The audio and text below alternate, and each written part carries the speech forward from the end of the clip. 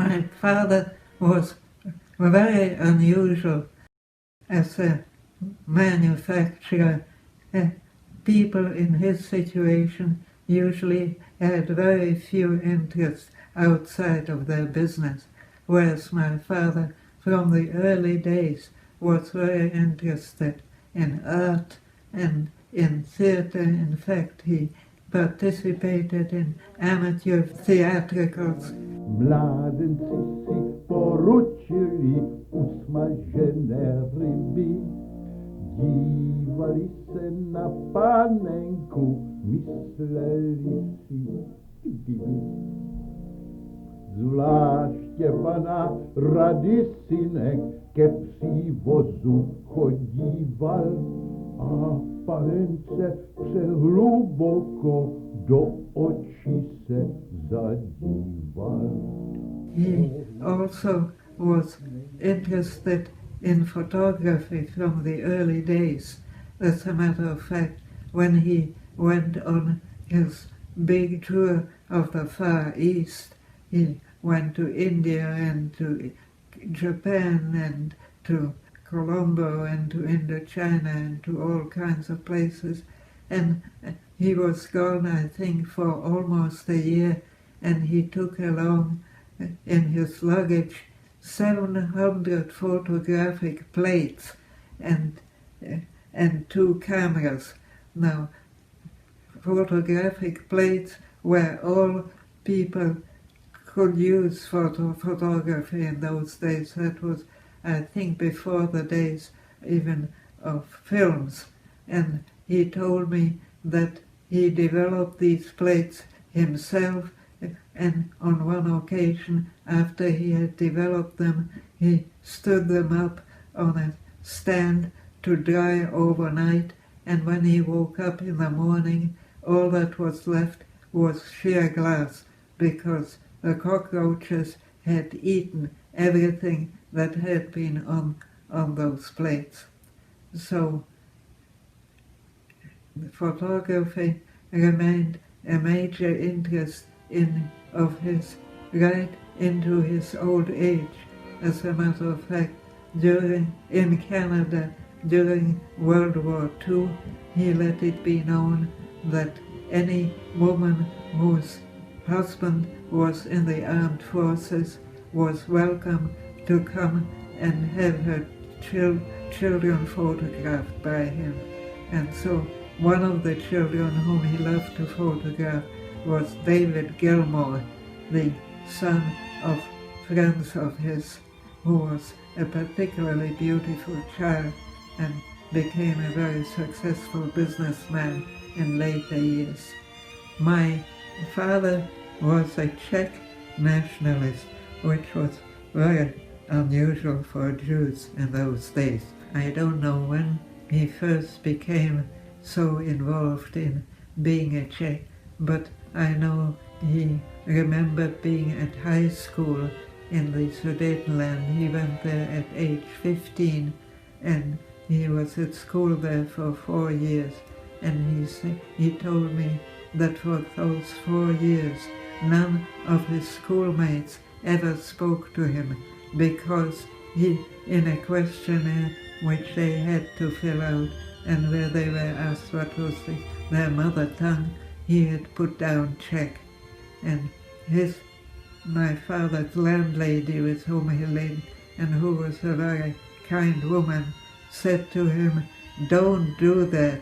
You can be whatever you like in your mind, but on paper, why don't you say that German is your mother tongue?" And my father refused. And he always claimed in later years that it was not Hitler who had invented that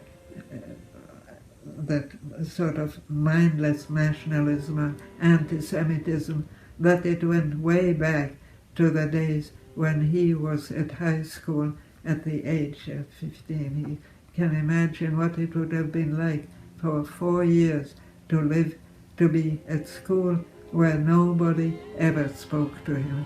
It must have been awful, and it's something he never forgot. I'm not quite sure how he became such a Czech nationalist, because his family was certainly German-speaking when he was a little boy, but he was very much under the influence of the family physician, Dr. Capek. Dr. Capek was the father of Karel Capek, a well-known Czech writer, novelist, and playwright. And so whether it was Dr. Capek who persuaded my father to become a Czech nationalist or not, I really couldn't say. But it was a major cause which he sponsored most of his life. Even after he came to Canada, he never failed to attend a Czech celebration of the national holiday. He was well known within the Czech community. As a matter of fact, when I think of it, I don't think that he had any close Jewish friends. I think all his friends were Czechs, and of course his family.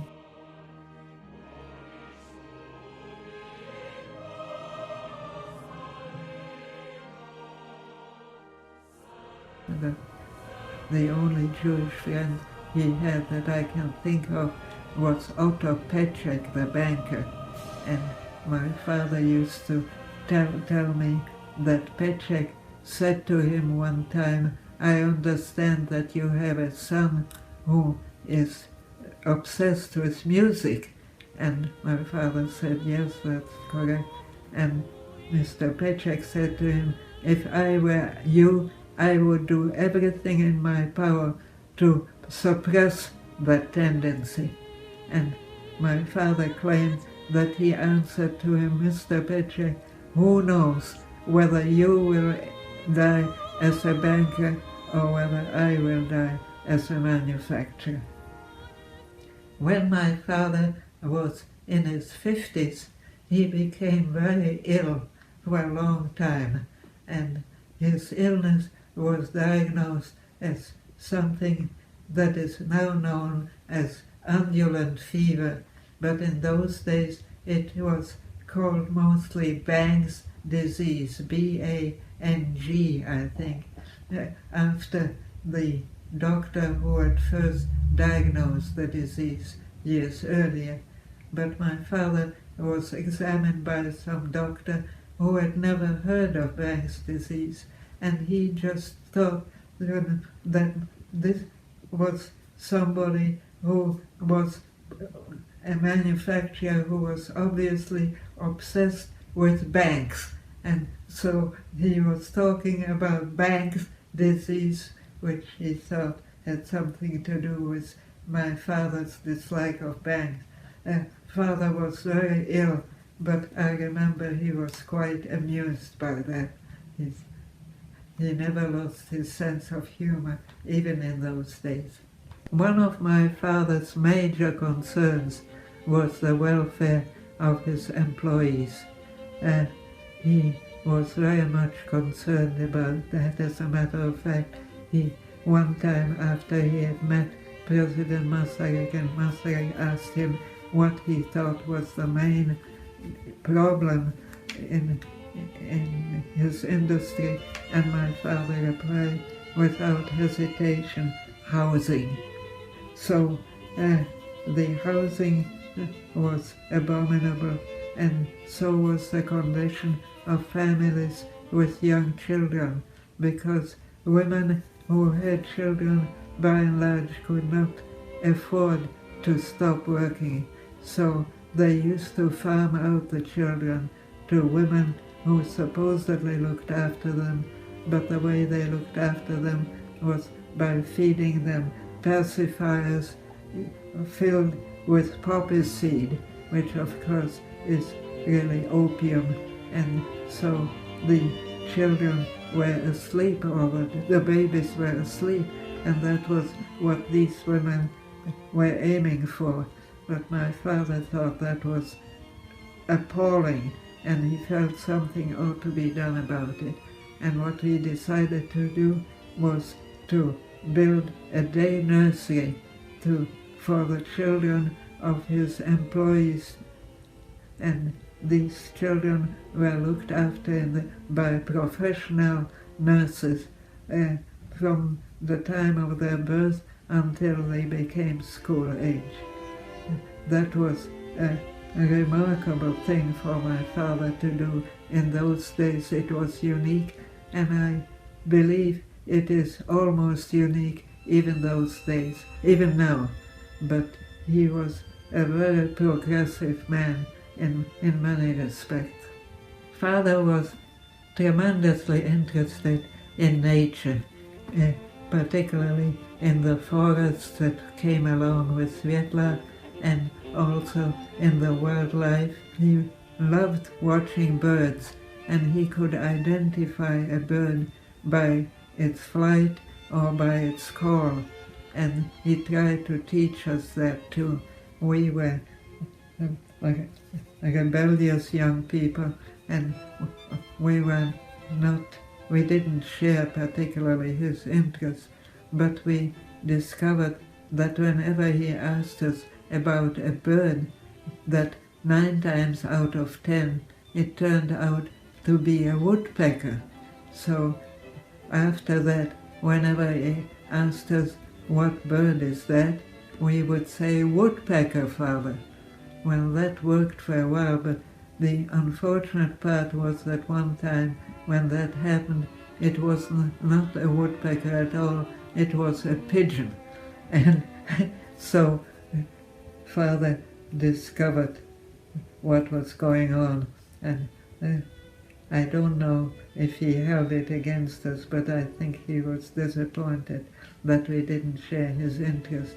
We did have a friend, I think he was a painter, who visited Svetla, and he painted a picture in the guest book in Svetla, which showed the 4 children pointing to a bird and saying, "Woodpecker, Father."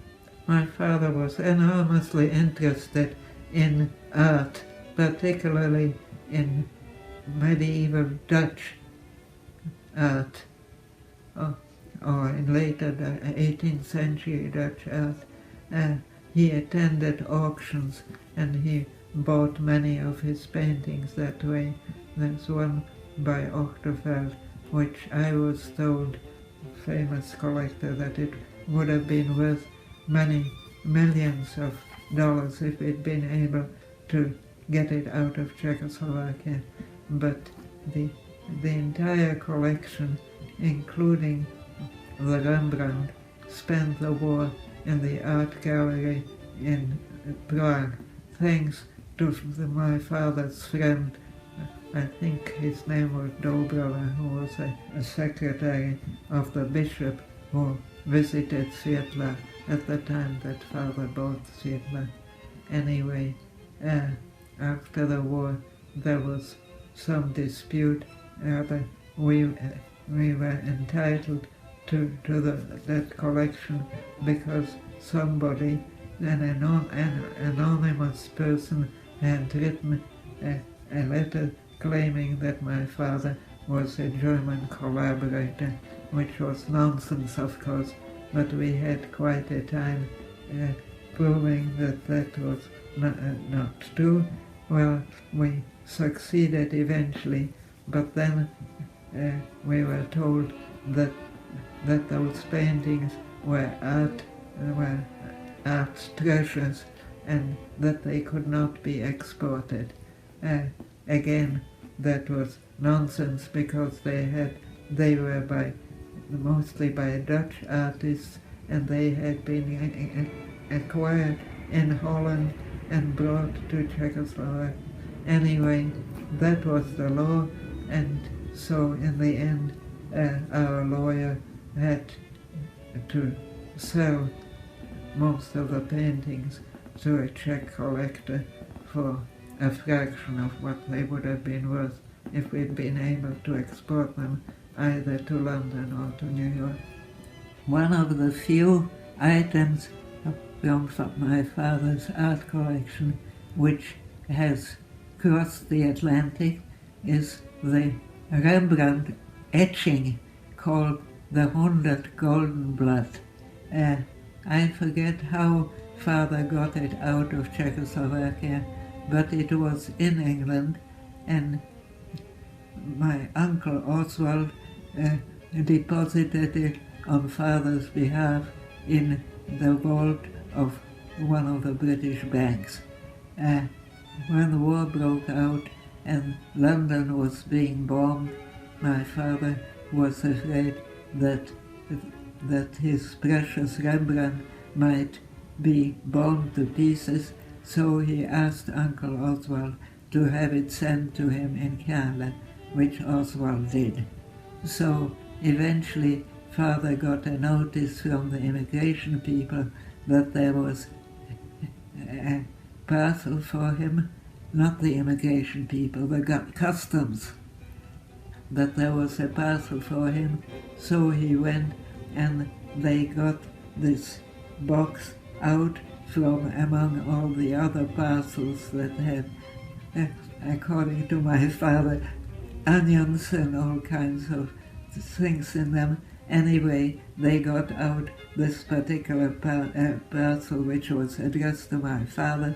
They opened it up and there was the precious Rembrandt. They looked at it and they said, "This is pretty, what is it?"